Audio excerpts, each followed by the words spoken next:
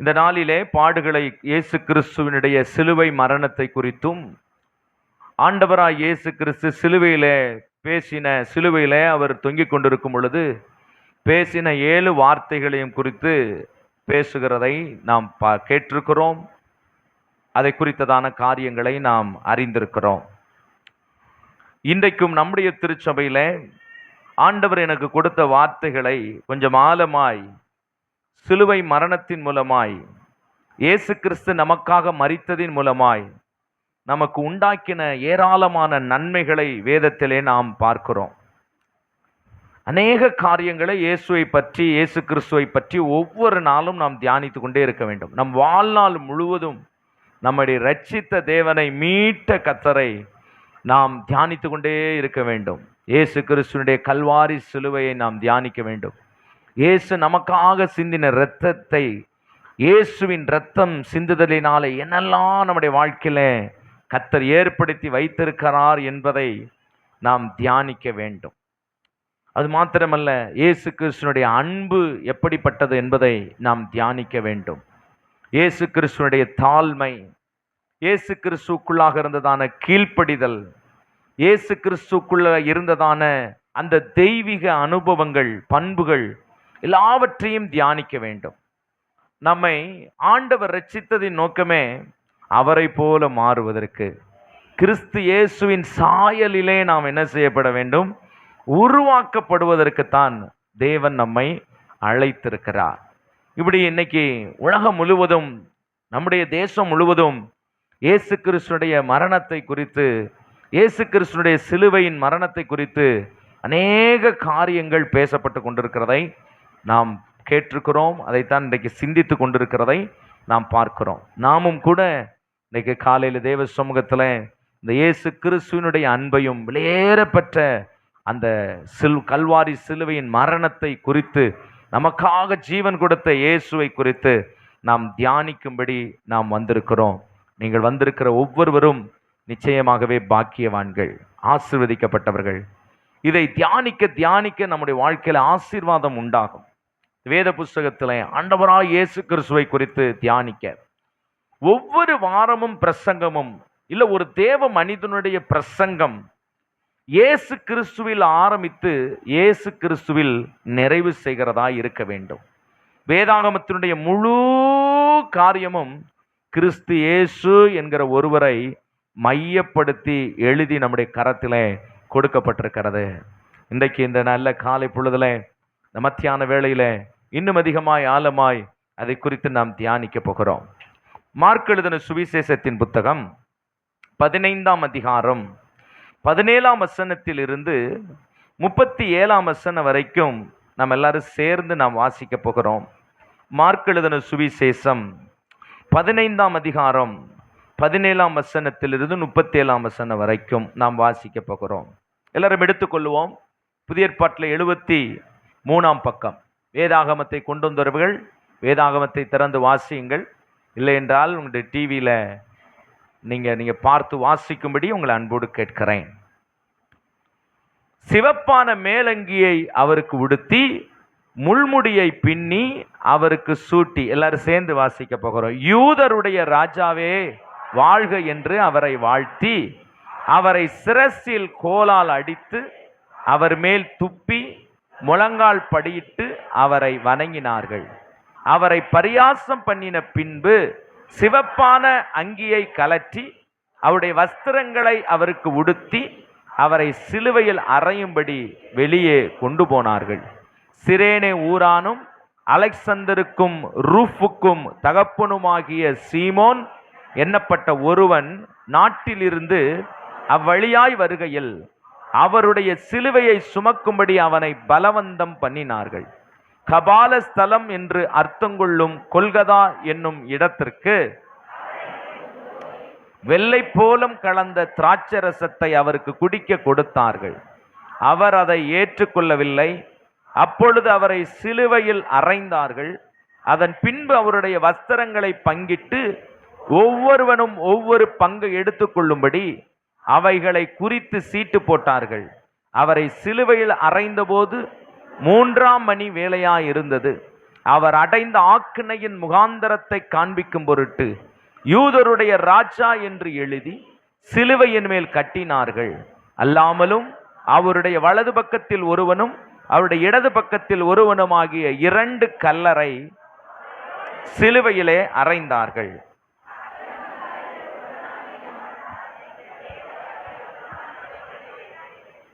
அந்த வழியாய் நடந்து போகிறவர்கள்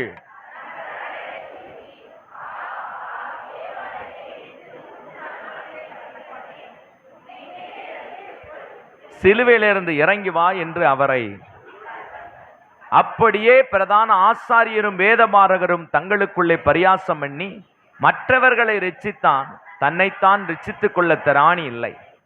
நாம் கண்டு விசுவாசிக்கத்தக்கதாக இஸ்ரவேலுக்கு ராஜாவாகிய கிறிஸ்து இப்பொழுது சிலுவையிலிருந்து இறங்கட்டும் என்று சொல்லிக் கொண்டார்கள்.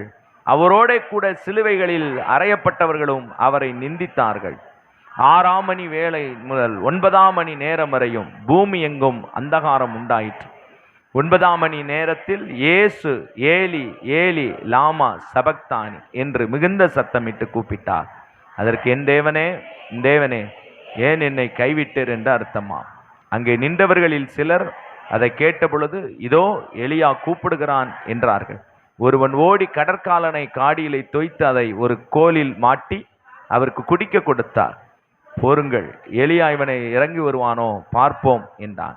இயேசு மகா சத்தமாய் கூப்பிட்டு, அல்லேலூயா, கர்த்தருடைய பரிசுத்த நாமம் மகிமைப்படுவதாக, 7 வார்த்தைகளை சிலுவையிலே இயேசு பேசினதாக பேசப்பட்டதை நாம் ஒவ்வொரு இடங்களிலும் நாம் தியானிக்கிறோம். இன்றைக்கு நிறைய உங்களுக்கு யூடியூப் வந்துருச்சு. டெய்லி இந்த வாரம் முழுவதும் அதான் ஓடி இருக்கும். ஒவ்வொருத்தராக ஒவ்வொரு வார்த்தை என்ன செஞ்சிருப்பார், பேசியிருப்பார். என் மனைவி கல்யாணம் முடிச்சு வந்த புதுசு, அவன் என்கிட்ட சொன்னான், நான் ஒரு வார்த்தை பேசட்டுமா அப்படின்னு கேட்டா. நான் சொன்னேன், இயேசு கிறிஸ்து மட்டும்தான் 7 வார்த்தையும் அவராக பேசினார். அதனால 7 வார்த்தையும் நானே என்ன செஞ்சிடுறேன், பேசிடுறேன். ஆளுக்கு பேச வேணாம். இயேசு கிறிஸ்து பக்கத்தில் இருக்க கல்லணை பார்த்து நீ ஒரு வார்த்தை பேசு, இந்த பக்கம் இருக்க ஒரு கல்லணை பார்த்து நீ ஒரு வார்த்தை பேசுன்னு சொல்லலை. 7 வார்த்தை யார் பேசினது? இயேசு தான் பேசினார் அப்படின்னு நான் சொன்னேன். அப்போ 7 வார்த்தையை குறித்து உங்களுக்கு எல்லாருக்கும் தெரியும். என்ன முதலாவது வார்த்தை என்னன்னு சொல்லுங்க பார்க்கலாம். என்ன சொல்ல மாட்டீங்க? புதுசாக நிறைய பேர் இயேசு கிறிஸ்துவை ஏற்றுக்கொண்டு புதிதாய் வந்தவர்களுக்கு அது ரொம்ப பிரயோஜனமாக என்ன செய்யும் இருக்கும் பாருங்க. முதலாவது வார்த்தை என்னவா? பிதாவே இவர்களுக்கு மன்னியும். லூக்கா 23:34 இருக்குது. 2வது, இன்றைக்கு என்னுடனே கூட பரதேசியில் இருப்பாய். 23:43 லூக்கால. 3வது, ஸ்திரியே அதோ உன் மகன், அதோ உன் தாய். யோவான் 19:26-27. 4வது, என் தேவனே, என் தேவனே, ஏன் என்னை கைவிட்டீர். மார்க் 15:34. 5வது, தாகமாயிருக்கிறேன். யோவான் 19:28. 6வது, முடிந்தது என்று சொல்லி தலையை சாய்த்து ஆவியை ஒப்பு கொடுத்தார். யோவான் 19:30. அடுத்ததா கடைசியா என்னது? பிதாவே உம்முடைய கையில் என் ஆவியை ஒப்புவிக்கிறேன். லூக்கா 23:46. இப்படி ஒவ்வொரு வார்த்தையும் ஆழமாய் ஜனங்கள் கர்த்தருடைய வார்த்தையை கேட்கிறது வழக்கமாய் இருக்கிறது. ஆனால் இன்னும் இயேசு கிறிஸ்துவினுடைய இன்னும் சிலுவை மரத்திலே தம்முடைய ஜீவனை கொடுத்ததை குறித்ததான அந்த கல்வாரி சிலுவையிலே செலுத்தப்பட்ட பலியை குறித்ததான போதனையை இன்னும் ஆழமாய் நாம் கற்றுக்கொள்வது நமக்கு ஒரு பெரிய ஆசீர்வாதமாக இருக்கும்.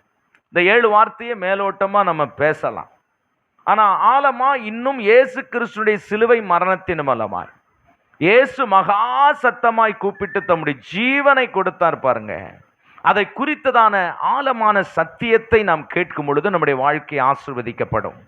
மனுக்குலத்தின் பாவத்திற்காக கல்வாரி சிலுவையில் செலுத்தப்பட்ட பலிதான் இயேசுவின் மரணம். மறுபடியும் சொல்லுகிறேன், மனுக்குலத்தின் பாவத்திற்காக கல்வாரி சிலுவையிலே செலுத்தப்பட்ட பலிதான் இயேசுவின் மரணம். ஆண்டவர் முதல் மனிதனாக ஆதாமை சிருஷ்டித்தார்.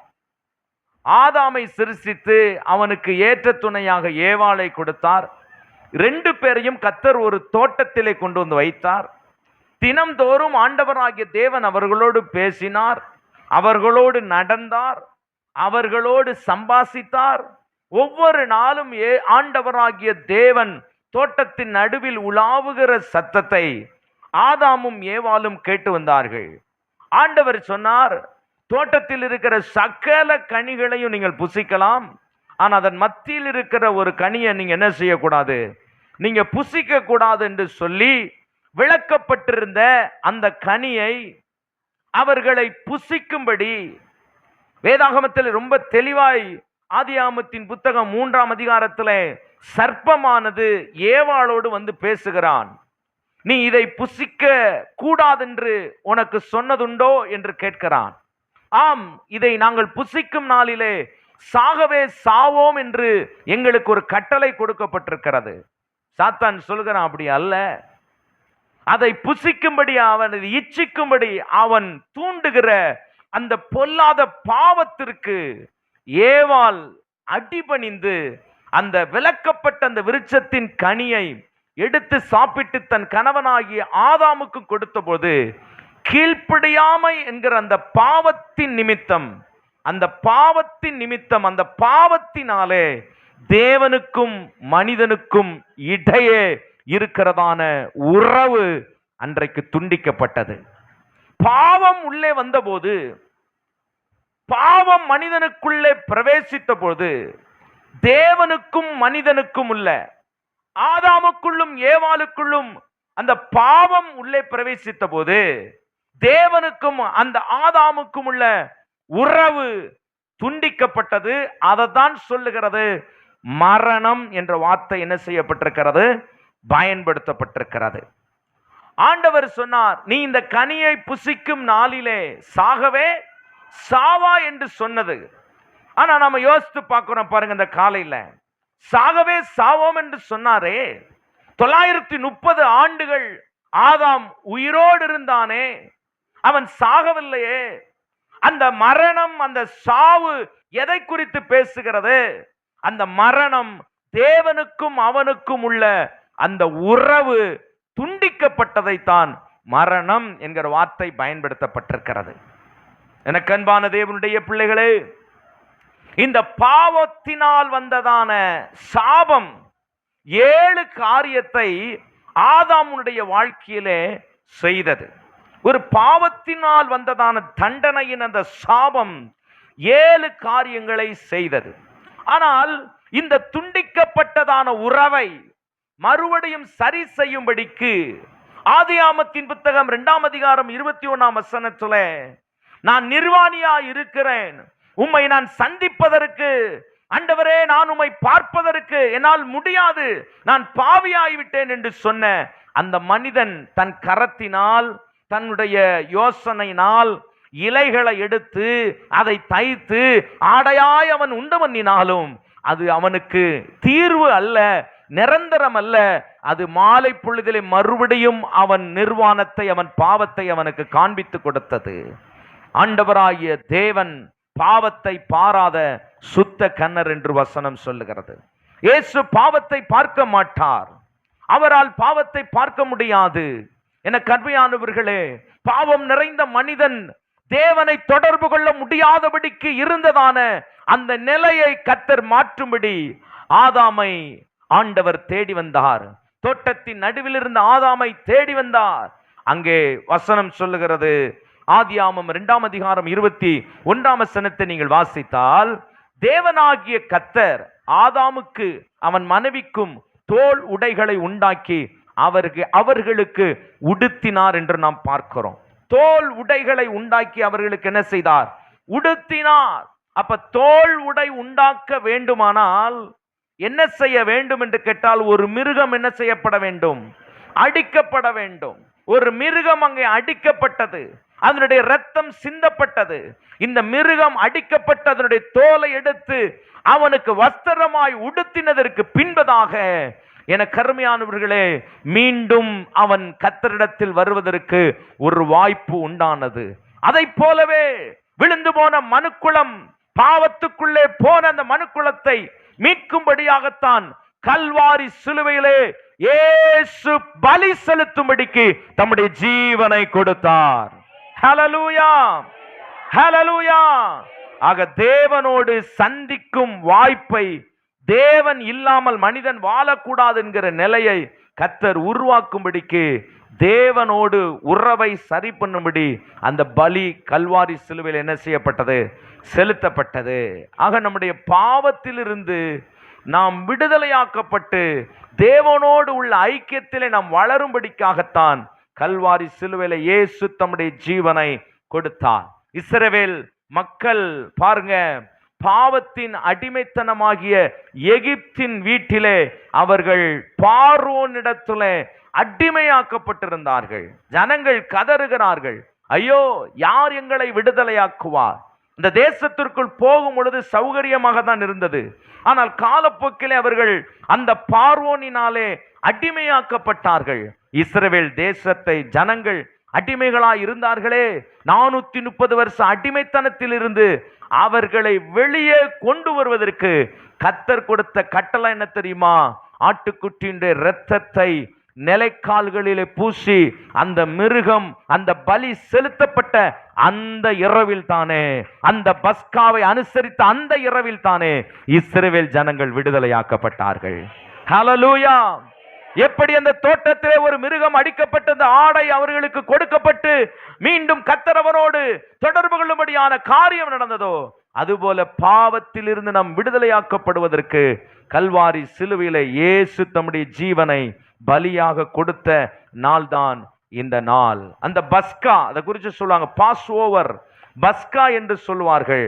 நீங்க வாசிக்கலாம் 1 கொரிந்தியருக்கு எழுதின நிருபம்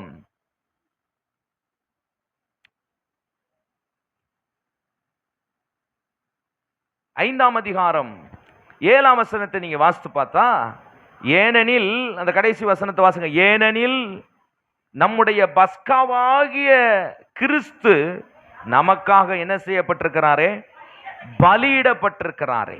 இஸ்ரவேல் ஜனத்திற்கு விடுதலையை கொண்டு வரும்படி தேவன் ஏற்படுத்தி கொடுத்த அந்த பஸ்காவை போல நம்மை விடுதலையாக்கும்படி யார பஸ்காவா பரலோகத்தின் தேவன் ஒப்பு கொடுத்தாருன்னு கேட்டீங்கன்னா, கர்த்தராகிய இயேசு கிறிஸ்துவை.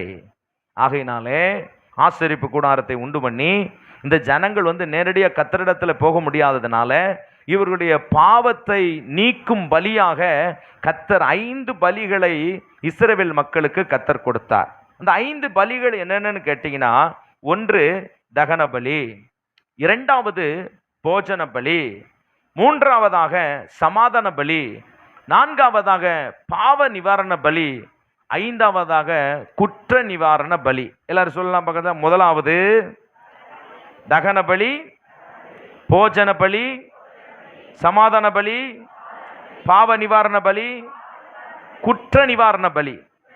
மறுபடியும் சொல்லுங்க, தகன பலி, போஜன பலி, சமாதான பலி, பாவ நிவாரண பலி, குற்ற நிவாரண பலி. இது அத்தனையும் செலுத்தினாலும் ஜனங்களை இந்த பலிகள் என்ன செய்யணும்? பூரணமாக்க இல்லை. இந்த பலிகள் காரியங்கள் நீங்க பார்த்தீங்கன்னா, ஒரு ஆசரிப்பு கூடாரத்தை கர்த்தர் உண்டாக்கி பிரகாரம், அடுத்து பரிசுத்த ஸ்தலம், மகா பரிசுத்த ஸ்தலம். இந்த பிரகாரத்திலே தான் தண்ணீர் தொட்டி வைக்கப்பட்டிருக்கும், பலிபீடம் என்ன செய்யப்பட்டிருக்கும்? வைக்கப்பட்டிருக்கும். ஒரு மனிதன் இந்த 5 பலிகளையும் அவன் செலுத்தியாக வேண்டும். ஒரு பலி 2 பலியை அவன் செலுத்தி விட்டு போக முடியாது. அவன் குற்ற நிவாரண பலி வரைக்கும் அவன் செலுத்த வேண்டுமானால் அவன் எங்கிருந்து ஆரம்பிக்க வேண்டும் என்று கேட்டால், தகன பலியிலிருந்து அவன் ஆரம்பிக்க வேண்டும். இவ்வளவு சிரமப்பட்டு இந்த பலிகளை செலுத்தினாலும் இந்த பலிகள் அவனை பூரணமாக்க இல்லை என்று பரிசுத்த வேதாகமம் சொல்லுகிறது. ஆகையினாலே எபிரேயரின் புத்தகம் 9ஆம் அதிகாரம் 25ஆம் வசனத்திலிருந்து நீங்கள் வாசித்து பார்க்கும் பொழுது, ஆண்டவர் அப்போஸ்தலனாகிய பவுலை கொண்டு தெளிவாய் எழுதுகிற ஒரு அற்புதமான சம்பவத்தை நீங்கள் பார்க்கலாம். 9ஆம் அதிகாரம் 25லிருந்து வாசிக்கும்படி நான் கேட்கிறேன். பிரதான ஆசாரியன் அந்நிய இரத்தத்தோட வருஷந்தோறும் பரிசுத்த ஸ்தலத்துக்குள் பிரவேசித்தது போல அவர் அநேக தரம் தம்மை பலியிட்டும் பிரவேசிக்கவில்லை. அப்படி இருந்தும் உலகம் உண்டானது முதற்கொண்டு அவர் அநேக தரம் பாடுபட வேண்டியதா இருக்குமே.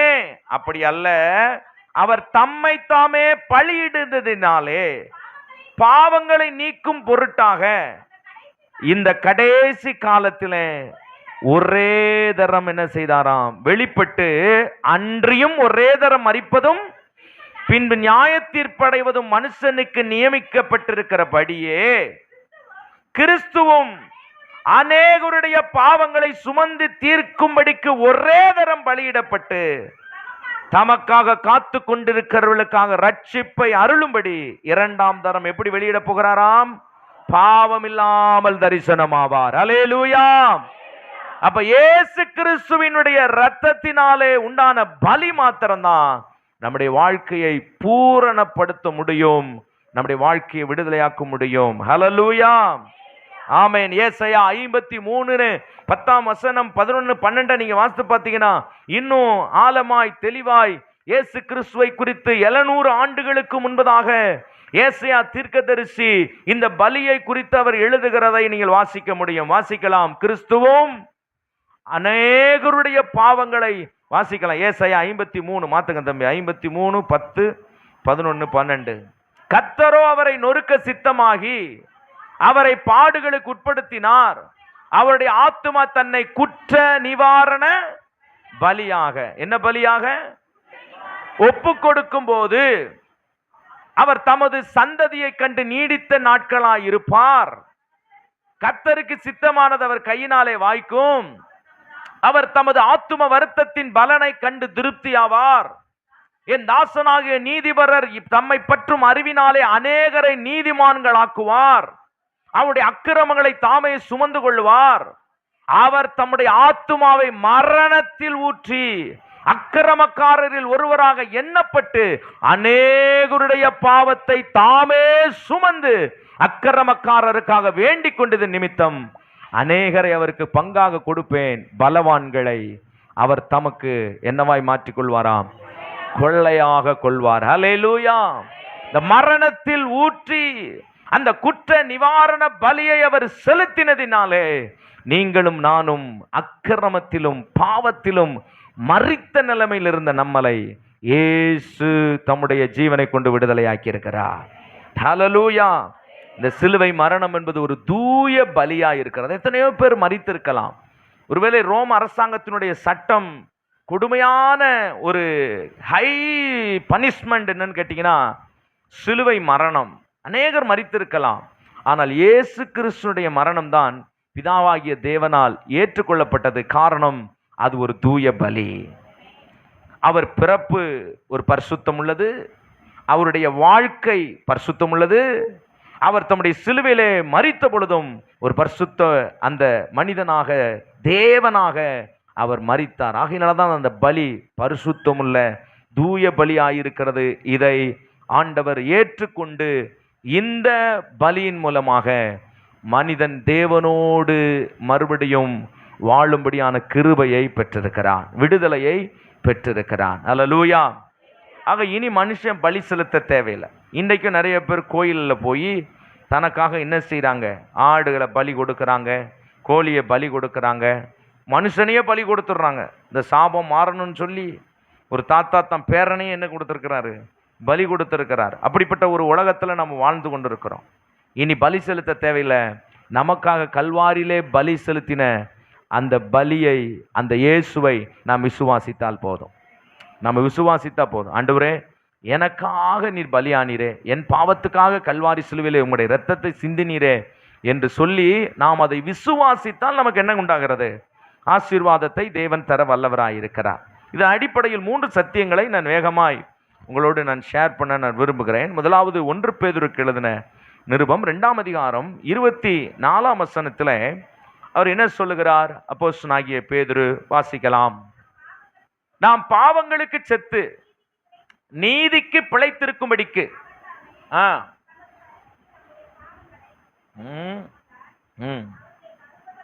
அது நீங்க உங்களுக்காக வாசித்துக்கு இருக்கும் போது அப்படி வாசிக்கணும், கடப்படா கடப்படான்னு. நீங்க இப்ப எல்லாருக்காக வாசிக்கிறீங்க. மறுபடியும் வாசிங்க பார்ப்போம். நாம் பாவங்களுக்கு செத்து நான் அந்த போன வாரம் சொன்னேன் பாருங்க, இந்த சாப்பிட்றது வந்து பார்த்தீங்கன்னா வாட்டுக்கு பிளேட்டை சோறை போட்டு சதக்க பதங்கன்னு பெனஞ்சி சரட்டுன்னு வாயில் உருட்டி விட்டோம்னு வச்சுக்கோங்க, ஏதாவது தெரியுமா? வயிறு நிறைஞ்சிருக்கும். ஆனால் என்னத்தை சாப்பிட்டோம்னு விளங்காது பாருங்க. என்ன சொல்றீங்க? ஆனால் சாப்பாடை நல்லா மென்று சாப்பிட்டீங்க. எத்தனை பேர் இப்படி சாப்பிட்ருக்கீங்க? கைதுங்க வைப்போம். நான்லாம் நல்லா மென்று சேயா சில சொல்லி ஏன் என்ன எத்தனை பேரையும் அப்படி சாப்பிட்ருக்கீங்க? சாப்பாடை நல்லா மென்று சாப்பிட்ருக்கீங்களா? நல்லா சாப்பிட்ருக்கீங்களா? உங்களை பார்த்தேன் கேட்குறேன், நான் வேற யாருக்கும் பேசலை சாமி. எத்தனை பேர் சாப்பிட்ருக்கீங்க? மென்று சாப்பிட்ருங்க. ஆமாம், எப்படி இருக்கும் யோசிச்சு பாருங்க. கறி குழம்பு வச்சு அதை நல்லா சுண்டை வச்சு அதை நல்லா ஒரு 2 தடவை சுட வச்சு அதை அப்படி பெனஞ்சு கொஞ்சம் கொஞ்சமாக சாப்பிட்டா சிலருக்கு பார்த்தா எச்சு ஊறுது. ஆமாம் பாஸ்டர், இன்னைக்கு போய் சொல்கிறீங்களே பாஸ்டர், நானே இயேசு மரித்த துக்கத்தில் என்ன செஞ்சுருக்கிறேன், வந்திருக்கிறேன் பாஸ்டர். ஆண்டவரே எனக்காக மரித்து கொல்ல போகிறேன் பாரு. இப்படிலாம் சொல்கிற ஆட்களை நம்ம பார்க்குறோம். எங்கள் அப்பா வந்து ஆர்சி பேக்ரவுண்டில் இருந்து இயேசுவை ஏற்றுக்கொண்டு ரட்சிக்கப்பட்டு வந்தவர். திருச்சி சொந்த ஊர். அந்த நாட்களில் நிறைய பேர் இலங்கைக்கு பிழைக்கிறதுக்காக போனதுனால இவங்க குடும்பமெல்லாம் இலங்கைக்கு பிழைக்கிறதுக்கு போயிடுச்சு. அங்கேயே படித்தார். பிகாம் சார்ட்டர்ட் அக்கௌண்ட் படிச்சிருக்கிறாரு. ஆனால் கேட்டால் ஒன்றும் தெரிய மாட்டேங்கி சில நேரம். எங்கள் அம்மா சொல்லும். நல்ல படித்துறார். படித்து முடித்தோன்னு ஒரு கம்பெனிக்கு அவர் வந்து வேலைக்கு போகிறார். அவர் சொல்லுவார், அவங்க அப்பா எல்லாருமே, தம்பி இந்த பக்கம் கொஞ்சம் சந்தோஷம், இந்த பக்கம்லாம் கொஞ்சம் பேசாமல் கொஞ்சம் நேரம் ஹெல்ப் பண்ணுங்க எனக்குண்ணே. ஆமாம், அந்த தம்பி அவன் பேர் என்னவர், பிபி அப்படி தான் டக்குன்னு பிரதீப் அந்த சேரில் போய் உட்காரு, எந்திரி பிரதீப்லாம் சேரில் போய் உட்காரு. நாங்கள் பாண்டியராஜன் இங்கே ஒரு சேர் இருக்குது, எழுந்துச்சி உட்காரு, வாங்க பார்க்கலாம். சும்மா தாராளமாக உட்காந்துக்கோங்க பார்ப்போம். பேசுனீங்கன்னா அடுத்த சேர் உங்களுக்கு. ஆமாம், கவனிங்க. அப்போ சொல்லுவார், அவங்க ஆர்சி பேக்ரவுண்டில். ஆமாம், வெள்ளிக்கிழமை இயேசு சிலுவையில் அரைஞ்சிருவாங்க. அரைஞ்சிட்டு நேராக போய் அந்த நாட்களில் அந்த கல் என்ன செய்வாங்க, அதெல்லாம் வாங்கி குடிச்சிட்டு அங்கேயே படுத்து கிடப்பாங்களாம். என்னடா இப்படி கிடக்கி அப்படின்னு கேட்டால், ஏசு செத்து போயிட்டாரியா, அதனால நாங்கள் ரொம்ப துக்கத்தில் இருப்பாங்களாம். என்னன்னா ஏசு என்ன செஞ்சிட்டாரு, செத்து போயிட்டாரியா அப்படின்னு. மறுநாளும் என்ன செய்வாங்க, அதே துக்கத்தில் கிடப்பாங்களாம். 3வது நாள் வந்து பார்த்தீங்கன்னா, 3வது நாள் போய் ஏசு சிலுவையில் இருந்து என்ன செஞ்சிட்டாரு, உயிர் தெழுந்துட்டாரு ஆஜா புஜான்னு சொல்லிட்டு மறுபடியும் வந்து என்ன செய்வாங்க, தண்ணியை போட்டு படுத்துறப்ப என்னடா அப்படின்னு கேட்டால், ஏசு உயிர் தெழுந்துட்டார்ல, சந்தோஷத்தில் என்ன செய்கிறோம். இப்படி தான் ஜனங்கள். இயேசு கிறிஸ்து என்பது ஒரு மதம் அல்ல. இயேசு கிறிஸ்து நம்மை ரட்சிக்க வந்த ஒரு மெய்யான தெய்வம் என்பதை நாம் அறிகிறோம். அப்போ அந்த மாதிரி இருக்கும் பொழுது முதல்ல ரட்சிக்கப்படுறாங்க இவங்க தான். படித்து முடிச்சுட்டு ஒரு கம்பெனியில் வேலை பார்க்குறாங்க, சோப்பு கம்பெனி, சோப்பு தயாரிக்கிற கம்பெனியில் வேலை பார்க்குறாங்க. வேலை பார்த்துக்கிட்டு இருக்கும்போது அதை ஒரு அற்புதமாக சொல்லுவார் எங்கள் அப்பா. அதை கேட்டோம்னா நமக்கு அதே 1 மணி நேரம் ஆகி போயிடும் பார்த்துங்க. அப்போ ஒரு நாள் சோப்பு கம்பெனியில் வேலை பார்த்துக்கிட்டு இருக்கும்போது அந்த சோப்புக்காக என்ன ட்ரம் இருக்குமா, என்ன ட்ரம்மு, அந்த கொதித்து கொண்டு இருக்கிறதான அந்த அடுப்பில் அந்த எண்ணெய் ட்ரம்மை தூக்கி ஊற்றும் போது அடிச்சுதான் ஒரு அடி, அந்த இடம் முழுவதும் தீ பிளம்பாயி அந்த ரூம் முழுவதும் அந்த கம்பெனி முழுவதும் அப்படியே எரிய ஆரம்பிச்சது. எங்கள் அப்பா உள்ளே இருக்கிறாங்க. 2 பேர் காப்பாற்ற முடியல. எங்கள் அப்பாவுக்கு இந்த பின்பகுதி முழுவதும் கால் வரைக்கும் அப்படி வெந்திருக்கும், தீக்காயம் அப்படியே இருக்கும். எப்படியோ அந்த கூட்டத்தில் எப்படி வெளியே வந்தாங்கன்னே தெரில. அந்த இடத்த விட்டு கத்தர் தான் கொண்டு வந்துடான்னு நினைக்கிறேன். வெளியே கொண்டு வந்து அவங்க அந்த ஆஸ்பத்திரியில் மருத்துவமனையில் இருக்கிறாங்க. ஃபுல்லாக வெந்து கிடக்குது, குப்பரை தான் படுத்திருக்க முடியும். அன்றைக்கு தான் ஒருத்தர் வந்து இயேசு கிறிஸ்துவை குறித்த சுவிசேஷம் அறிவிக்கப்பட்டது. அதற்கு ஒரு ட்ராக்ஸ் மூலமாக இல்லந்தோறும் நற்செய்தி என்கிற ஸ்தாபனம், எவ்ரி ஹோம் குருசைட் என்று சொல்லுவார்கள், அதன் மூலமாய் அந்த நற்செய்தி அறிவிக்கப்பட்டது. வேதனையிலே படுத்து கிடந்த மனிதனுக்கு ஒரு நம்பிக்கை செய்தி, இயேசுவை நீங்கள் நம்புங்கள், அவர் உங்களை ரட்சிக்கிறது மாத்திரமல்ல, உங்களை விடுதலையாக்குவார், உங்களுக்கு சுகமாக்குவார், உங்களுக்கு ஜீவன் தருவார் என்கிற அந்த வார்த்தை தான் அவருக்கு அன்றைக்கு ஒரு பெரிய ரட்சிப்பை உண்டாக்கி விசுவாசித்த பொழுது ஆண்டவர் அன்றைக்கு ஒரு பெரிய ஜீவனை கத்தர் கொடுத்து அந்த ஆபத்தில் இருந்து அந்த தீக்காயங்களிலிருந்து கர்த்தர் விடுதலையாக்கி முற்றிலுமாய் கர்த்தர் எல்லாவற்றையும் மாற்றி அன்றைக்கு ஊழியத்திற்கும் அவர்கள் ஒப்பு கொடுத்தார்களாம். இன்றைக்கு ஒரு நல்ல ஊழியக்காரனாய் தேவன் இந்த தேசத்துல மாற்றி இருக்கிறார். ஒரு வெளியேறப்பட்ட ரட்சிப்பு. அவங்க அந்த விடுதலையை ரட்சிப்பை குறித்து சொல்லும் போது ரொம்ப அற்புதமா சொல்லுவாங்க. காரணம், ஆண்டவர் அப்படிப்பட்டதான ஒரு ஆபத்தில் இருக்கும் பொழுது இயேசு சந்தித்து இந்த மனிதனை விடுதலையாக்கி இருக்கிறார். மாத்திரமல்ல, ஊழியக்காரனாய் மாற்றி இருக்கிறார். இன்றைக்கும் அந்த இயேசு இந்த மண்டலத்தில் இருக்கிறார். உங்கள் வாழ்க்கையும் என் வாழ்க்கையும் மாற்றும்படித்தான் இந்த மண்டலத்திலே கர்த்தர் வந்திருக்கிறார். ஹல்லேலூயா. அவரை நீங்கள் விசுவாசிக்கும் பொழுது, நமக்காக கல்வாரி சிலுவையிலே ஜீவனை கொடுத்ததை நீங்கள் விசுவாசிக்கும் பொழுது அந்த தேவன் உங்களுக்கு ரட்சிப்பை அருள வல்லவராய் இருக்கிறார். இயேசு கிறிஸ்து தமது சரீரத்திலே நம்முடைய பாவங்களை சிலுவையின் மேல் என்ன செய்தாராம்? சுமந்தார் என்று பார்க்கிறோம். நம்முடைய சாபங்களை, நம்முடைய பாவங்களை சிலுவையின் மேல் சுமந்தார். பாவம் சாபத்தை கொண்டு வந்தது, சாபம் மரணத்தை கொண்டு வந்தது.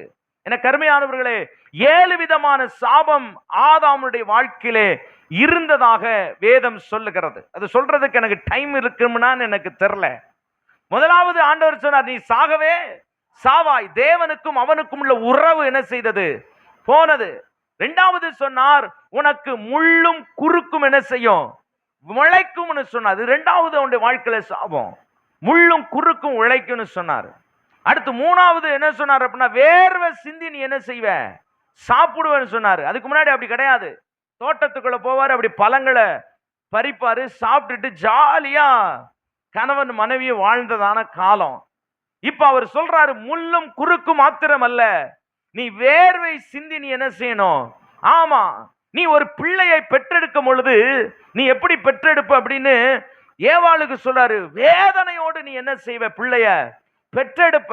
இந்த 7 விதமான சாபங்கள் தான் இந்த ஆதாமுடைய வாழ்க்கை ஆட்டி படைத்தது மாத்திரமல்ல, மனுக்குலத்துக்குள்ளும் அது உள்ளே புகுந்தது ஆதாமின் மூலமாய்.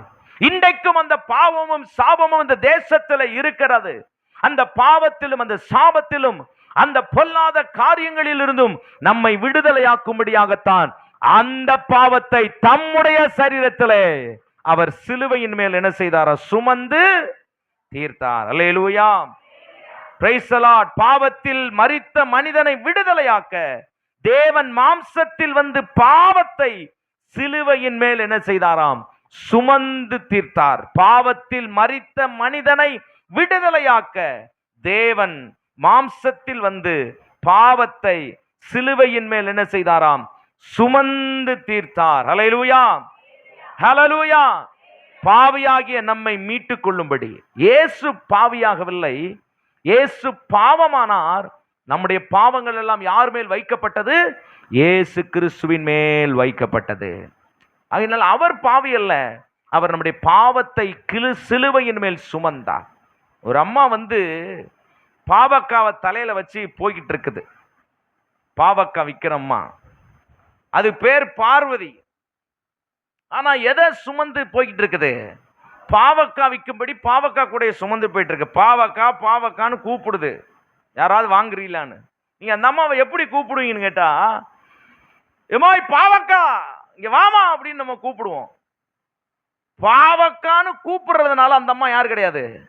அந்த அம்மா பேர் என்ன பேர் கிடையாது? பாவக்கா கிடையாது. அந்த அம்மா கூட எப்ப கீழே இறக்கி வச்சிருச்சோ அதுக்கு பேர் என்ன கிடையாது? பாவக்கா கிடையாது, அதுக்கு பேர் பார்வதி. இயேசு கிறிஸ்து கல்வாரி சிலுவையிலே பாவத்தை சுமந்தபடினா அவர் பாவி அல்ல, அவர் பாவமாக்கப்பட்டார். யாருக்காக பாவமாக்கப்பட்டார்? உங்களுக்கும் எனக்காகவும் அவர் பாவமாக்கப்பட்டார். ஆனால் அவர் பரிசுத்தராய் இருக்கிறார். ஹல்லேலூயா. ஏன் அவர் அந்த இடத்துக்கு வருகிறார்? நம்முடைய பாவத்தை கல்வாரியிலே சுமந்து தீர்த்திருக்கிறார். உங்க பாவத்தையும் என் பாவத்தையும். பாவம் என்பது பாருங்க, அது ரொம்ப ஈர்ப்பு உள்ளது. எப்படி சொல்றது அப்படின்னா, கவர்ச்சி உள்ளது. பாவம் வந்து கவர்ச்சி உள்ளது, கவர்ந்து இழுக்கக்கூடியது பாவம் வந்து பாருங்க. நாங்கள் வந்து அந்த காலத்தில் வந்து நம்ம தேனியில் நான் போய் ஒரு நாள் கொஞ்சம் காலம் இருந்தபோது இந்த விலாங்கு மீனை வந்து பிடிப்பாங்க. விலாங்கு மீன் தெரியுமா? பாம்பு மாதிரி இவ்வளோ பெருசு என்ன செய்யும், அது ஏதாவது ஒரு பொந்துக்குள்ளே தான் அது என்ன செய்யும், கிடக்கும் பாருங்க விலாங்கு மீன். அது எப்படி பிடிப்பாங்கன்னா, தவளையை தான் அது சாப்பிடும். பகலில் வந்து அந்த பாம்பு வராது, அந்த விலாங்கு மீன் வராது. நைட்ல தான் அந்த விலாங்கு மீன் என்ன செய்ய வெளியில வரும் பாருங்க. இப்ப அந்த அந்த அந்த விலாங்கு மீன் வந்து உணவு எதுன்னு கேட்டீங்கன்னா தவளை. இதை தெரிஞ்சுக்கிட்டு மீன் பிடிக்கிற அந்த தூண்டில் போடுறவங்க என்ன செய்வாங்கன்னா, தவளை வயிற்றுல கொக்கியை போட்டு என்ன செய்வாங்க அப்படின்னா, அந்த மீனை வந்து பிடிக்கிறதுக்கு தூண்டில் போடுவாங்க. அந்த தவளை உயிரோடு இருக்கும், அது வந்து கொஞ்சம் துள்ளும் அப்படி இப்படி துள்ளும் பாருங்க. இந்த விலாங்கு மீன் நைட்டு வர்றது பார்த்தீங்கன்னா, இந்த தவளையோட விளையாடும். இந்த துள்ளி அப்படியே ஒரு 2 தடவை 3 தடவை 3வது தடவை 4வது தடவை இப்படி போய் துள்ளிக்கிட்டே இருக்கிறது. அந்த விலாங்கு மீன் அப்படியே இது பண்ணிக்கிட்டே இருக்கும் பாருங்க. ஒரு நேரம் என்னடா இப்படியே விளையாட்டு காமிச்சுக்கிட்டு இருக்குன்னு தவளையை வாங்கி கவி பிடிக்கும் பாருங்க. தவளையோட சேர்ந்து யாரு மாட்டிக்கிருவா? விலாங்கு மீன் மாட்டிக்கிருவா. இன்னைக்கு நிறைய பேர் பாவத்தை விளையாட்டு போல தான் ஆரம்பிச்சான். இன்னைக்கு பாவத்தை நிறைய பேர் விளையாட்டு போல தான் ஆரம்பிச்சாங்க. இப்ப மாட்டிக்கிட்டேன் பாஸ்டர். அப்போஸ்தலனாகிய பவுல் சொல்லுகிறார், யார் என்னை இந்த பாவ மரண சரீரத்திலிருந்து விடுதலை ஆக்க கூடும்? இன்றைக்கு ஜனங்கள் இந்த பாவத்தின் விடுதலை ஆக முடியாதபடி பரிதவித்துக் கொண்டிருக்கிற ஒரு கூட்டம் இந்த தேசத்தில் இருக்கிறது. இஸ்ரவேல் ஜனங்கள் பார்வோனின் அடிமைத்தனத்தில் இருக்கும் பொழுது பெருமூச்சு விட்டு கதறினார்கள், ஆண்டவரே எங்களை யாராவது விடுதலையாக்க கூடுமா என்று சொல்லி. கர்த்தர் மோசேயை அனுப்பினார்.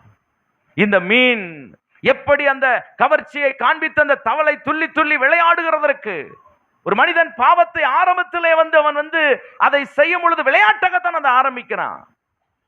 ஆமா, இப்பெல்லாம் கிடையாது பாருங்க.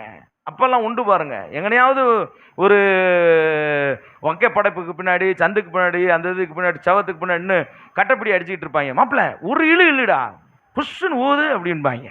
விளையாட்டை தான் அன்னைக்கு ஆரம்பிச்சாவன். ஒரு சின்ன எவனாவது குடிக்கிற பசங்களோட பழகிட்டானா அவன் முதல்ல ஆரம்பத்தில் இதெல்லாம் ஒண்ணுமே இல்லடா, சும்மா ஒரு பெக்கு என்ன செய்ய.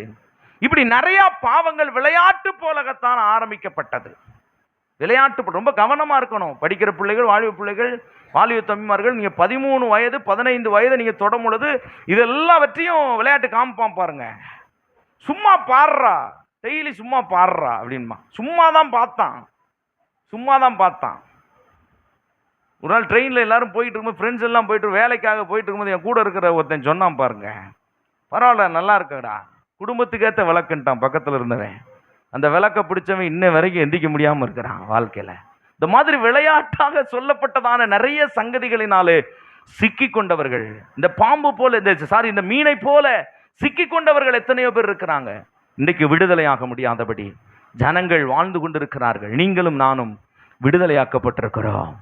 ஹல்லேலூயா. யார் நம்மை விடுதலை ஆக்கினார்?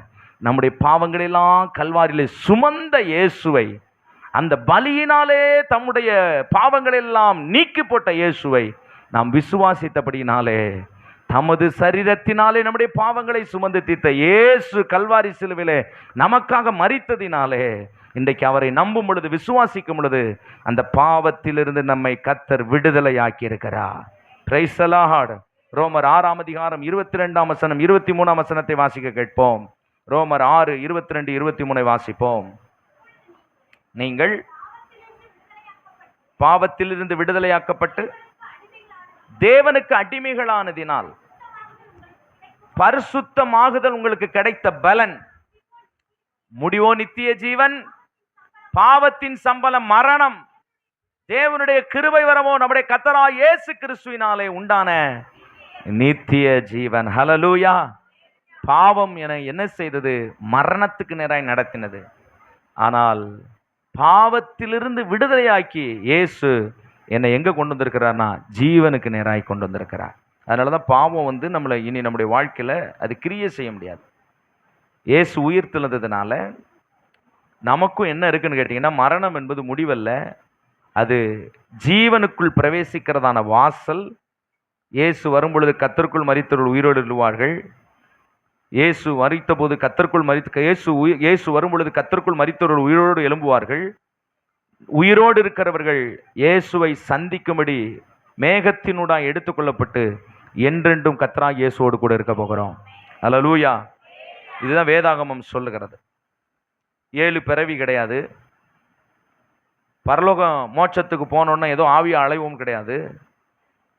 இந்த சரீரத்தை கர்த்தர் என்ன செய்வார்? மறுரூபமாக்கப்பட்ட சரீரத்தை, ஃபார்மிங் பாடி, அப்படி கர்த்தர் மாற்றுவார். அதனால தான் சொல்கிறாங்க, நீ ஆவியாத்துமால மாத்தம் பரிசுத்தமா இருக்கக்கூடாது. இந்த சரீரமும் கர்த்தர் கொடுத்தது, இது தேவன் தங்குகிற ஆலயம். இதையும் நம்ம எப்படி பாதுகாத்துக் கொள்ளணுமா? எப்படி பாதுகாத்துக் கொள்ளணுமா? கவனமா பிரசங்கம் கேட்கணும் பாருங்க. அழிந்து போகிற சரீரத்தினாலே அல்ல அப்படின்பாங்க. அழிந்து போகிற சரீரத்தினால இந்த சரீரம் தான் மறுபடியும் என்ன செய்ய போகுது? இது ஒருவேளை இது குறையுள்ள சரீரமாய் விதைக்கப்படலாம். சிலருக்கு கை இல்லை, சிலருக்கு கால் இல்லை, தலை இருக்கணும் பாருங்க. எனக்கு தலை இல்லைன்னு சொல்ல வர அதை பார்த்தேன். தலை இருக்கணும் பாருங்க. சிலருக்கு மூளை இல்லை அப்படி கூட சொல்லலாம் பாருங்க.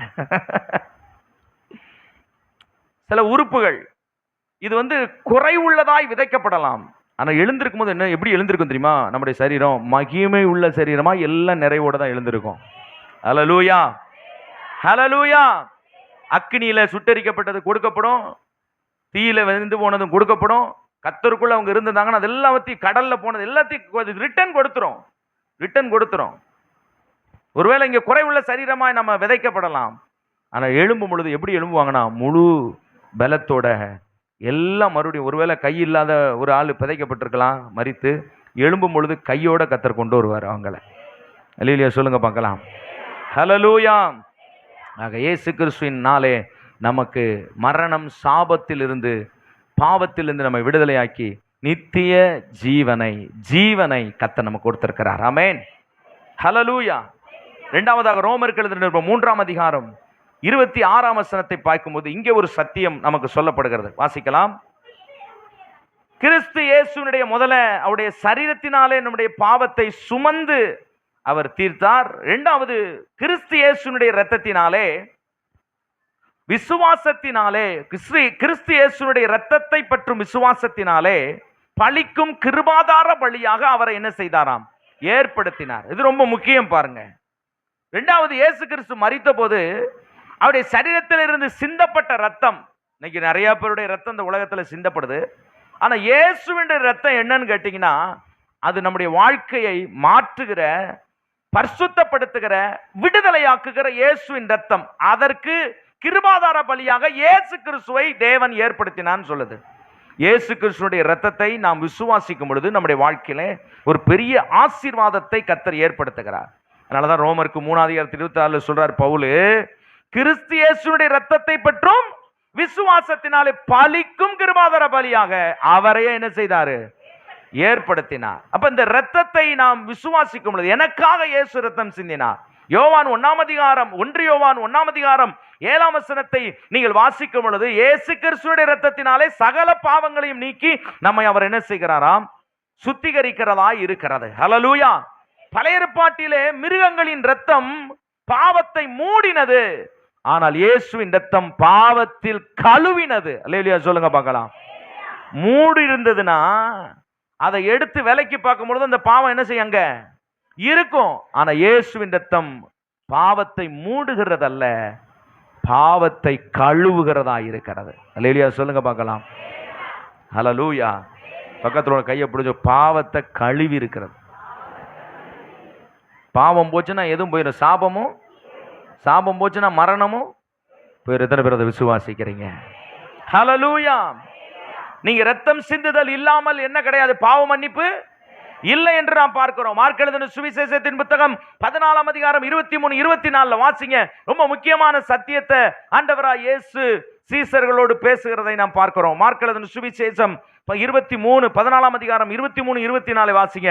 பின்பு பாத்திரத்தை எடுத்து ஸ்தோத்திரம் பண்ணி அதை அவர்களுக்கு கொடுத்தார். அவர்கள் எல்லாரும் அதிலே பானம் பண்ணினார்கள். அப்பொழுது அவர் அவர்களை நோக்கி, இது அநேகருக்காக சிந்தப்படுகிற புது உடன்படிக்கைக்குரிய என்னுடைய இரத்தமா இருக்கிறது. ஹல்லேலூயா, ஆமென். இந்த பஸ்காவை நினைவு கூறுகிறார்கள். அன்றைக்கு எப்படி அந்த எகிப்தில் இருக்கும் பொழுது ஆட்டுக்குட்டியுடைய இரத்தத்தினாலே அவர்களுக்கு விடுதலை உண்டானதோ, அடிக்கப்பட்ட பஸ்காவாக இயேசுவாகிய நான் இருக்கிறேன். நான் சிந்த போகிற இரத்தம் புது உடன்படிக்கைக்குரிய இரத்தமா இருக்க போகிறது. கைகளை வைத்து அல்லேலூயா சொல்லுங்க பார்க்கலாம். ஹல்லேலூயா.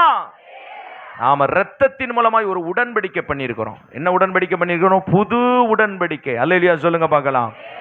கல்வாரி சிலுவையில யோசிச்சு பாருங்க. சிலுவை வானத்துக்கும் பூமிக்கு கபால ஸ்தலத்துல அந்த கொல்கதாவில் தொங்க வைக்கப்பட்டிருக்கிறார் ஆண்டவராய் இயேசு.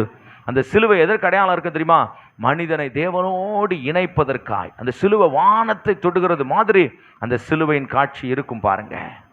தேவனோடு இணைக்க முடிகிறது. அவருடைய இரத்தம் சிந்துதலினாலே நமக்கு விடுதலையை கர்த்தர் ஏற்படுத்தினார். அந்த இரத்தம் சிந்துதல் தான் புதிய உடன்படிக்கையை நமக்கு என்ன செய்கிறது? ஏற்படுத்துகிறது. பழைய உடன்படிக்கை கொள்ளுகிறது. புதிய உடன்படிக்கை நம்மை நீதிக்கு நேராகவும் ஜீவனுக்கு நேராகவும் நடத்துகிறது. பழைய உடன்படிக்கை நியாயப்பிரமாணம், நியாயப்பிரமாணத்தினாலே உண்டான உடன்படிக்கை என்ன செஞ்சிச்சு? பாவி என்று அவனை தீர்மானம் பண்ணினது, தீர்த்தது. ஆனால் புது உடன்படிக்கையின் ரத்தம் என்னை பரிசுத்தமானாய் மாற்றினது. ஹல்லேலூயா, ஆமென். அது மாத்திரமல்ல, ரோமர் எழுதின நிருபம் 5ஆம் அதிகாரம் 9ஆம் வசனத்தை நீங்கள் வாசிப்பீர்களானால் இந்த சிந்தப்பட்ட இரத்தத்தினாலே என்ன நடக்கிறது? வாசிக்கலாம். 5:9. இப்படியே நாம் அவருடைய இரத்தத்தினாலே நீதிமான்களாக்கப்பட்டிருக்க கோபாக்கினைக்கு நீங்களாக்கி அவராலே நாம் ரட்சிக்கப்பட்டிருக்கிறோம். இயேசுடைய இரத்தம் கோபத்தை மாற்றியிருக்கிறது. கோபாக்கினையின் பிள்ளைகள், நிறைய வசனம் எடுத்து சொல்லலாம். கோபாக்கினையின் பிள்ளைகள், இது ரொம்ப பெரிய சப்ஜெக்ட் பாருங்க. கோபாக்கினை, சிலர் மேல தேவனுடைய கோபாக்கினை, அது ரொம்ப ஆபத்தானது பாருங்க. ஆனா இயேசுவின் ரத்தம் என்னை என்னவா மாற்றிருக்குன்னா, தேவனுடைய கோபாக்கினிலிருந்து என்னை என்ன செய்திருக்கிறது? ரட்சித்திருக்கிறது. 1 கொரிந்தியர் 10ஆம் அதிகாரம் 16ஆம் வசனத்தை வாசிப்போம். 1 கொரிந்தியர் 10ஆம் அதிகாரம் 16ஆம் வசனம் என்ன சொல்கிறது? வாசிக்கலாம். ஆகையால் எனக்கு பிரியமானவர்களே, விக்கிரக ஆராதனைக்கு விலை ஓடுங்கள். 16 வாசிங்க பார்க்கலாம். 10 1 கொரிந்தியர். நாம் ஆசீர்வதிக்கிற ஆசீர்வாதத்தின் பாத்திரம் கிறிஸ்துவினுடைய இரத்தத்தின் ஐக்கியமாய் இருக்கிறது. அல்லேலூயா. சரி, இதுக்கு மேல உட்கார வச்சா ஒவ்வொருத்தர வீட்டுக்கு போயிருவீங்கன்னு நினைக்கிறேன்.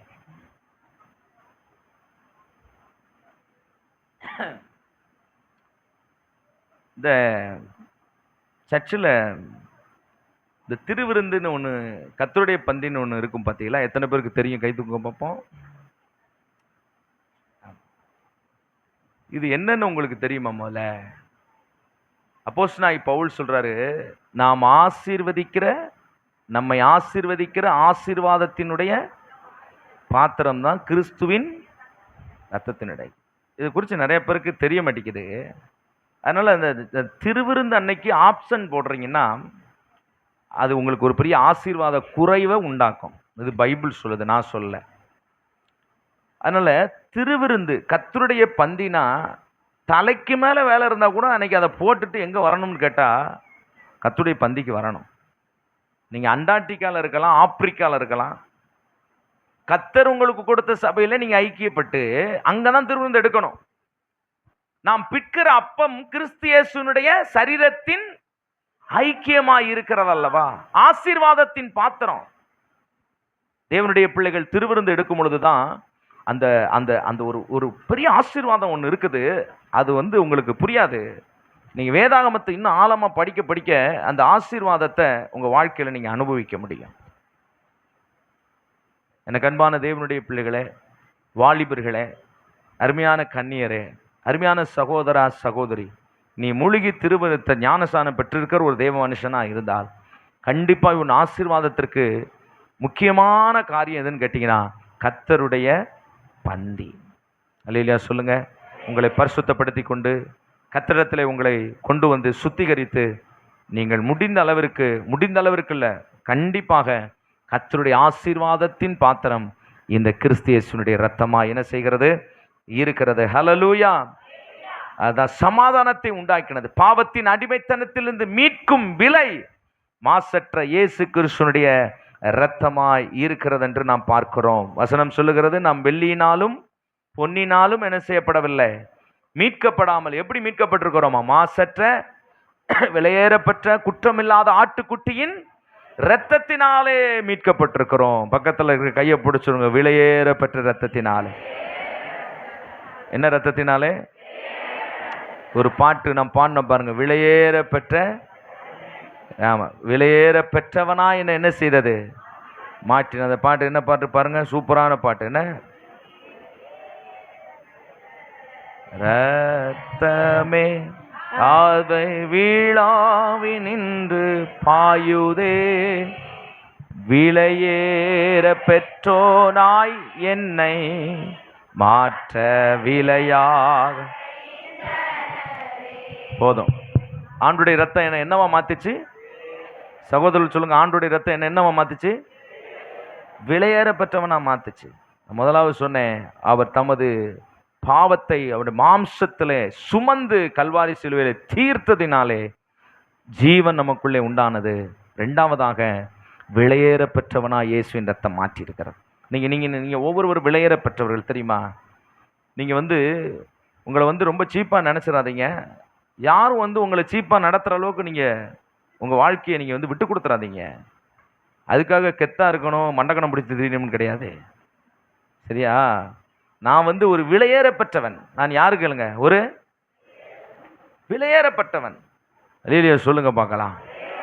ஹல்லேலூயா. என்னை கர்த்தர் யாரா மாத்தி இருக்கிறாரு?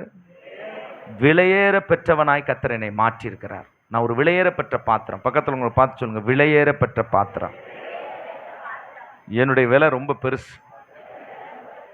ஒழுங்கா இருந்துக்கோங்க, சீப்பா நினைக்காதீங்க அப்படின்னு சொல்லுங்க. அந்த அம்மா பக்கத்தில் சொல்லு, நான் என்னைக்கு தாயும் அப்படி நினைச்சேன். ஹல்லேலூயா.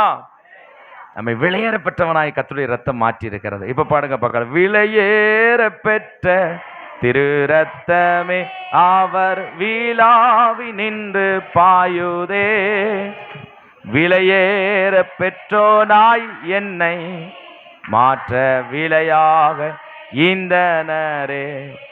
ஆஹா, விலையேற பெற்றோனாய் என்னை மாற்ற விலையாக இந்தனரே. அல்லேலூயா. ஆமென். என்னை கர்த்தர் விலையேற பெற்றவனாய் அவருடைய ரத்தம் மாற்றி இருக்கிறது. மூன்றாவது கடைசியா நிறைவு செய்வோம். ஏசாயா 53 அதிகாரம் 5 வசனத்தை நாம் வாசிக்கும் பொழுது அங்கே சொல்லப்படுகிறது, அவர்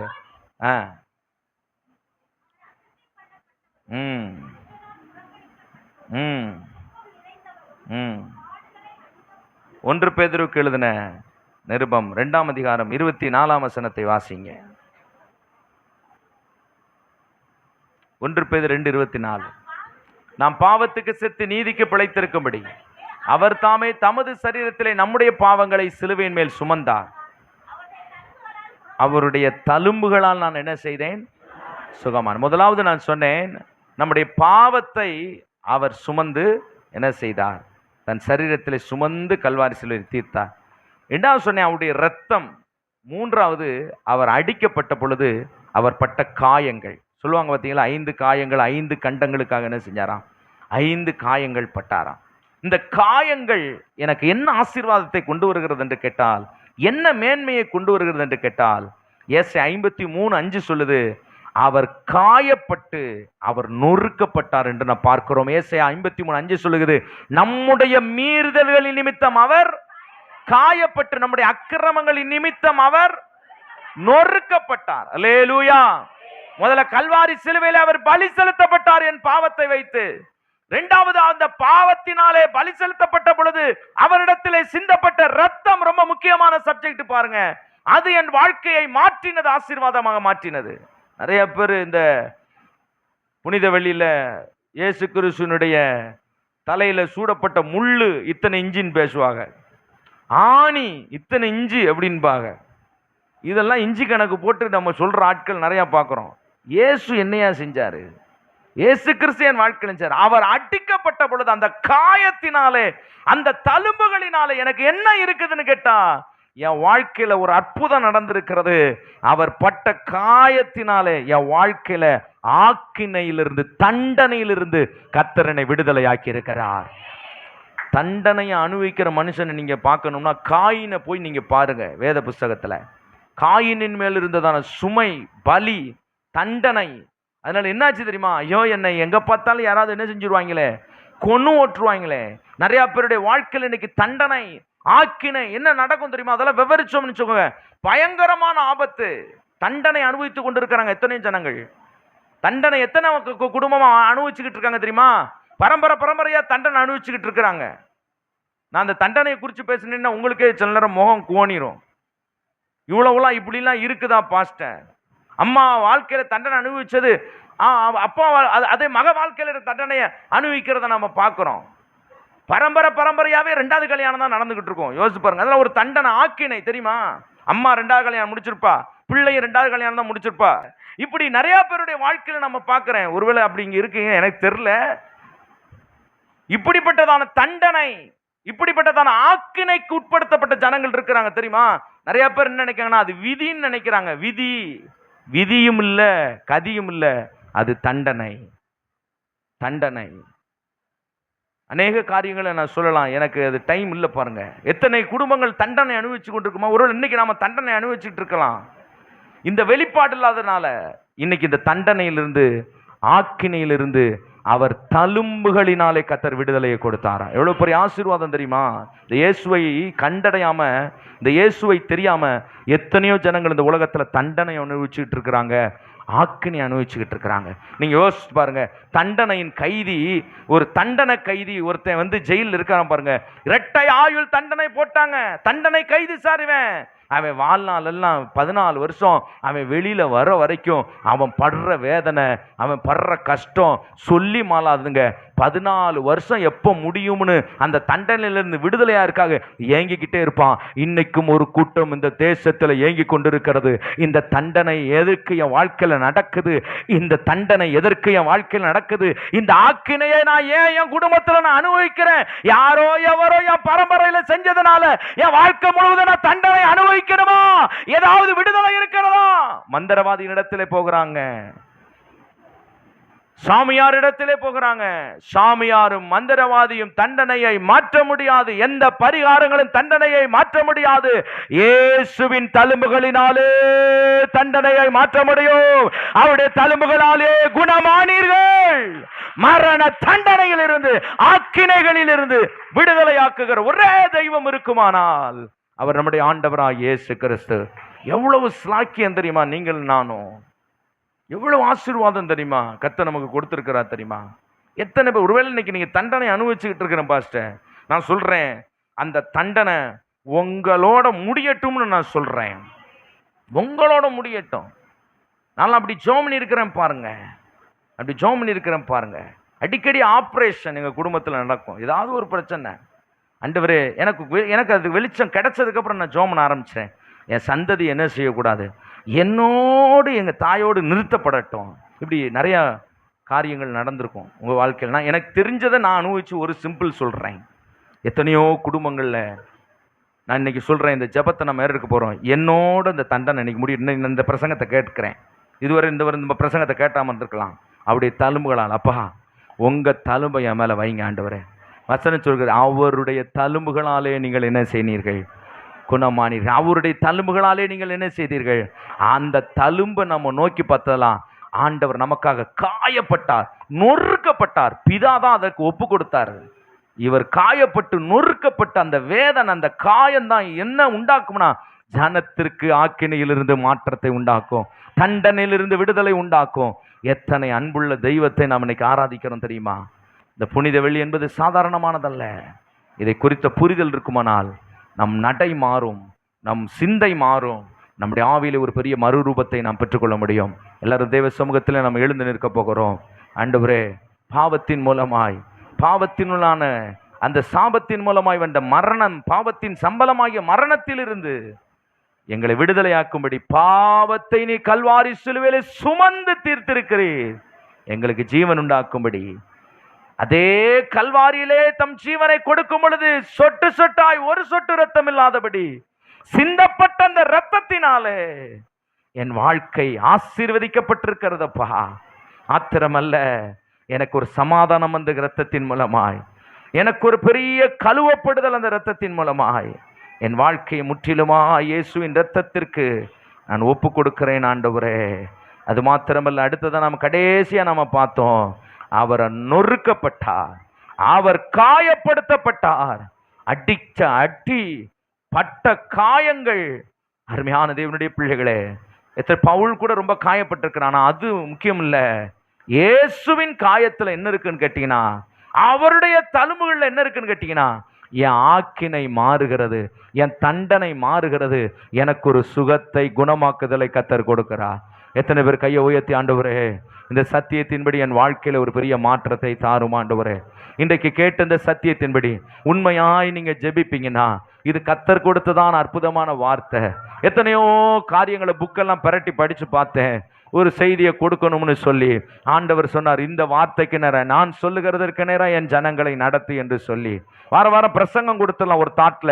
ஆனால் புதிய காரியங்களை சொல்ல வேண்டும், வெளிப்பாடுகளை சொல்ல வேண்டும். ஆண்டவர் வெளிப்பாடாய் கொடுத்தார். உன் பாவங்களை எல்லாம் என் சரீரத்திலே, மாம்சத்திலே வந்த இயேசு என் சரீரத்திலே கல்வாரி சிலுவையிலே சுமந்து தீர்த்ததினாலே, ஓ ஹல்லேலூயா, பாவம், சாபம், மரணம் இவைகளிலிருந்து நான் விடுதலை பெற்றேன். இரண்டாவது, அந்த பாவத்தை சுமந்து தீர்த்த பொழுது என் சரீரத்திலிருந்து சிந்தப்பட்ட இரத்தத்தினாலே என் வாழ்க்கையிலே மாற்றம் உண்டானது. மூன்றாவதாக ஹல்லேலூயா, அதற்காக அடிக்கப்பட்டு நொறுக்கப்பட்டு அவருடைய தழும்புகளினாலே எனக்கு விடுதலை. எதிலிருந்து? தண்டனையிலிருந்து, ஆக்கினையிலிருந்து, வியாதியிலிருந்து. இப்ப கையை உயர்த்தி நீங்க ஜெபம் பண்ணும் பொழுது இந்த 3 காரியத்தில் கர்த்தர் உங்க குடும்பத்தை விடுதலை ஆக்கட்டும். என்னென்ன காரியம் விடுதலை ஆக்கட்டும். தயவு செய்து விடுதலை பெற்றுக்கொண்டு போங்க. இந்த வெளிச்சத்தை நீங்க பெற்றுக்கொள்ளுங்க. ரபா தூ ரபா ஹந்து ரபா ரேபா ஹந்து ரபா கமானா ஷகபாரா துனாமனா தியாங்க ரபா லதுல ரபா. ஹல்லேலூயா, ஹல்லேலூயா. ஒருவேளை சுகர் பேஷண்டா, ஹல்லேலூயா, நானும் ஆண்டுகிட்ட ஜெபம் பண்ணது உண்டு. ஆண்டவரே, பரம்பரையா டாக்டர் சொன்னாரு, உங்க தாய்க்கு இருக்கிறதுனால மகனுக்கு வரும், தகப்பனுக்கு இருந்தா மகளுக்கு வரும்னு சொல்றாங்க. இந்த ஜெனரேஷன் ஜெனட்டிக் இருக்கிறதா அந்த பிரச்சனைகளை கர்த்தர் இன்றைக்கு மாற்றட்டும்.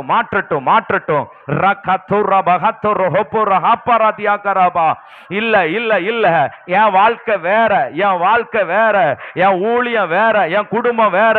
இது இயேசுவின் இரத்தத்தினாலே மீட்கப்பட்ட குடும்பம். அந்த ஜெனட்டிக்கா வருகிறதான பொல்லாத காரியங்களை கட்டிந்து ஜெபம் பண்ணுங்க. ஒரு விடுதலை ஆக்குகிற வல்லமைய இந்த இடத்துல, விடுதலை ஆக்குகிற வல்லமைய என்னால பார்க்க முடிகிறது, என்னால உணர முடிகிறது.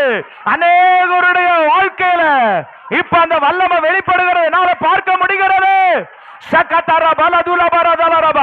யாரையும் அந்த ஆக்கினை தொடக்கூடாது ஆண்டவரே. ஆண்டவரே, இந்த வார்த்தையின்படி ஒவ்வொருவரையும் பலப்படுத்துவீராக. கேட்ட சத்தியத்தின்படி ஒவ்வொருவரையும் ஆசீர்வதிக்கும்படி நாங்கள் ஜெபிக்கிறோம். அப்பா, உம்முடைய கரம் கூட இருக்கட்டும், ஆசீர்வதியும். ஹல்லேலூயா. முத்துச்சாமி என்று நம்முடைய சபைக்கு வருகிற அருமையான தம்பிக்கு சுகம் கிடைக்கணும். கையை உயர்த்தி, அருமையான தம்பிக்கு பால்கண்ணன் அவருடைய மகன், ஹல்லேலூயா, ஒரு சின்ன ஆபரேஷன் நடந்திருக்கிறது. கவர்மெண்ட் ஆஸ்பத்திரியில் இருக்கிறாரு சிவகாசியில. கர்த்தர் சுகத்தை தரும்படியாக முத்துச்சாமிக்காக ஆண்டவரே நாங்கள் ஜெபிக்கிறோம். இயேசுவின் நாமத்தினால கர்த்தர் மகனுக்கு நல்ல சுகத்தை கர்த்தர் தருவீராக. பலவீனங்கள் தீண்டாதபடி கர்த்தர் பாதுகாத்துக் கொள்ளும்படி நாங்கள் ஜெபிக்கிறோம். கர்த்தாவே, உம்முடைய கிருபை கூட இருக்கட்டும். இந்த காலையில் ஆண்டவரே, யாரெல்லாம் பலவீனத்தோடு விடுதலையெல்லாம் வந்திருக்கிறாங்களோ கர்த்தர் சுகத்தை தாரும், அற்புதங்களை செய்யும், ஒரு பெரிய மாற்றத்தை தாரும். கிருபைக்குள் மறைத்துக் கொள்ளும். இன்றைக்கு ஜெபித்த ஜெபங்களை எல்லாம் கர்த்தர் கேட்டு ஆசீர்வதியும். அந்த அத்தனை ஜனங்களையும் கர்த்தர் ஆசீர்வதியும். இயேசு கிறிஸ்துவின் நாமத்தில் ஜெபிக்கிறோம் எங்கள் ஜீவனுள்ள நல்ல பிதாவே. என் ஆத்துமாவே கர்த்தரை ஸ்தோத்திரி, முழுமே பரிசுத்த நாமத்தை ஸ்தோத்திரி. என் ஆத்துமாவே கர்த்தரை ஸ்தோத்திரி.